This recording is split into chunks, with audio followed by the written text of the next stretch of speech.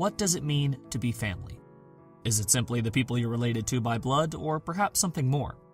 What is it about these relationships that makes them so precious and hard to define? One of my favorite themes in anime, I love watching the unique bonds of family explored in so many different ways, and few places is this more pertinent than the varied works of Kyoto Animation. Obviously, Clannad stands out as the quintessential family anime from the studio's catalog, and for good reason. This is a story completely devoted to capturing the essence of family after all. But even in works not explicitly about family, it still pervades. From Yui and Ui's idyllic, devoted relationship in K-On! To the guidance of Oriki's strong-willed older sister in Hyoka, familial connections play an integral part in so many of these works. Here, I want to look at how 3 series explore the meaning of family in distinct ways. Kumiko and Mamiko's relationship from Sound Euphonium, the family we're given. The Kobayashis from Miss Kobayashi's Dragon Maid, the family we make.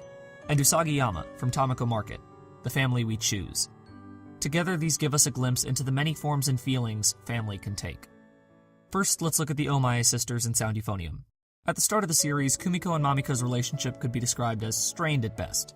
They reflect the common tendency of siblings to drift apart with age. Kumiko idolizes her older sister as a kid, like many younger siblings. She sees even Mamiko's ordinary talents as these amazing feats. Younger children inevitably look up to their older siblings. They have an innate desire to appear and act like them, especially at an early age. For Kumiko, her sister inspires her to take up the euphonium. While to us, Mamiko is just a regular middle school student, to Kumiko, she occupies this incredible, faraway world. With time, that image fades to the background, but those feelings never completely go away. Now a high schooler herself, Kumiko still looks up to her sister, perhaps in a more subconscious manner. But Mamiko isn't that picture in Kumiko's mind. As she gets further away from that, the wedge between them drives deeper. Mamiko quit concert band, yet Kumiko keeps playing, even if she doesn't know why. Part of it stems from her wish to latch on to those feelings. The euphonium represents the image of her sister she held so tightly, and Kumiko doesn't want to let that go. She clearly still puts a lot of weight on her sister's words. When Mamiko says she should wear her hair down, for instance, she listens. Out of pressure from her parents, Mamiko quit concert band to focus on her studies, pressing Kumiko to do the same. When she voices her passion for the euphonium, though, Mamiko's taken aback. だって、私、UFO 好きだもん。は？私、UFO が好きだもん。偉いね。You can sense an air of jealousy and regret from her towards Kumiko's love for the band. 聞きたくないの。嫌いだから。Kumiko started playing the euphonium in the first place after seeing her sister's performance and wanted nothing more than to play with her. When Mamiko quit, that bond broke.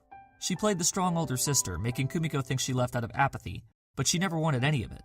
For Kumiko, this is a shocking revelation. How could she say that now? Kumiko sees herself as the forgotten younger sister, as their parents placed all their dreams on Mamiko's shoulders. To go back on that here is too easy. Neither understands the other's feelings, as they only see things from their own perspective. Mamiko saw her parents' pressures differently, envying Kumiko's freedom to choose her own path. When she remembers how much her sister admired her, though, it all comes flooding back. No matter how much parents may try, no two siblings are raised the same. Each of the sisters' positions here feels believable, and something anyone with siblings can relate to. The two finally confront these misunderstandings in episode 10 of season 2. Mamiko admits she resented how Kumiko was able to do as she pleased, while she felt beholden to follow their parents' path.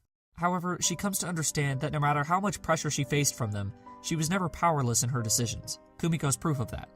Kumiko's passion for the euphonium gave Mamiko the resolve to take charge of her own path. Part of what makes this conflict work is how real it feels. Their dialogue in this scene here has all the subtle jabs and sibling rivalry normal to these relationships. It's not a comfortable conversation, so we see shots of the two shifting their nervous energy into cutting vegetables or washing a pot rather than directly facing each other. Kumiko, meanwhile, comes to terms with her feelings for her sister. Much like Mamiko, she wouldn't let on to how sad she truly is to lose her, not wanting to show that vulnerability. Even as they grew apart, Kumiko, on some level, never stopped seeing her sister as this amazing person. To this point, she buried that affection to the back of her mind, but as the reality of her sister leaving hits her, it pours out. Despite their bickering and resentments, Kumiko loves her sister more than anything.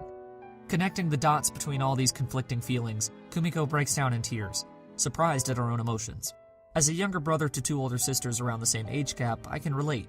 The show masterfully executes the sadness of seeing them go.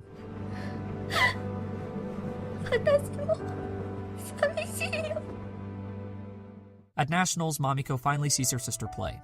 After giving her the resolve to speak her mind to Asuka, Kumiko desperately wants to see Mamiko afterwards to do the same with her. When the two find each other, Kumiko at last lets her feelings reach her. お姉ちゃん、私 UFO 好きだよ。お姉ちゃんがいたから私 UFO 好きになれたよ。お姉ちゃんがいたから吹奏楽好きになれたよ。お姉ちゃん大好き。私も大好きだよ。We don't choose our immediate family. We're stuck with them. But while friendships may come and go, siblings form perhaps the longest-lasting relationship in your life. Nobody can relate to my experience in the world more. Nobody knows me better. As much as my sisters make me want to pull my hair out at times, I wouldn't trade that for anything. But family isn't limited to blood. It's about finding this unique connection. The people you relate to, understand, support, and want to protect. It's akin to friendship, but with something deeper, an irreplaceability. Ms. Kobayashi's Dragon Maid throws the notion of the nuclear family out the window in its exploration of what this relationship means. The odd couple Kobayashi and Toru, both disenchanted with their normal lives, find comfort in each other's companionship. Toru makes no secret about her romantic and sexual attraction to Kobayashi, and while she never explicitly returns those feelings, Kobayashi accepts the role of her parent partner raising their daughter, Kana. A family unit of an office worker, her dragon maid spouse, and their dragon daughter, the series shines not for exaggerating their eccentricity, but normalizing it. Scenes of the three shopping for school supplies, cooking dinner, or going for a walk in the rain serve to ground their relationships. As wild as its gag comedy can get, Maid Dragon isn't afraid to slow down and soak in a moment. It derives both its humor and its heart from the mundane goings-on of this family. Through each other, they find a sense of belonging, of togetherness, of home. None of them have a support system in their birth family, be it due to physical separation, trust, or lack of care. By the end of the series, though, their family with each other allows them to rediscover home. Their family makes each feel whole again. Despite her misgivings toward humanity, Toru finds the acceptance she never got from the human or dragon worlds in Kobayashi, a kindred spirit. Kana gets the loving, nurturing attention from Kobayashi she didn't get from her mother, while Kobayashi regains the feeling of purpose she lost in the monotonous, lonely shuffle of her regular life. As the family circle expands, each new member finds something they were missing, from Fafnir's otaku link with Takia to Lukoa's role as the matriarch watching over everyone. Nothing illustrates this completeness better than Kobayashi's reaction when Toru's forced away and their family's no longer whole. マジか。 Maid Dragon is an emphatic tribute to the power of family, how it shapes us, binds us together, and gives us place. These invaluable connections allow us to feel complete, fulfilled.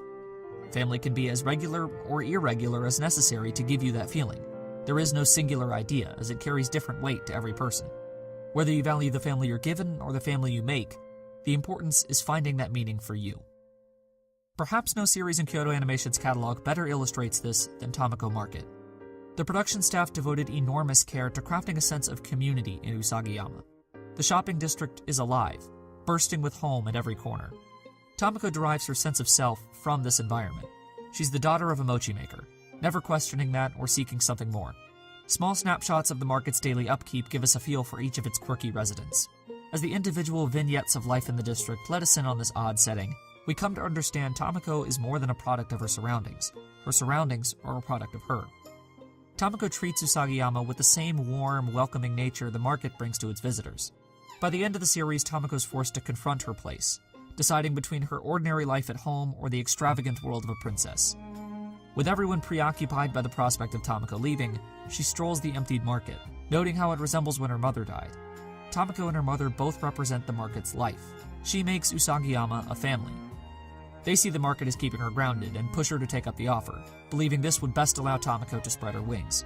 But Tamako doesn't want that.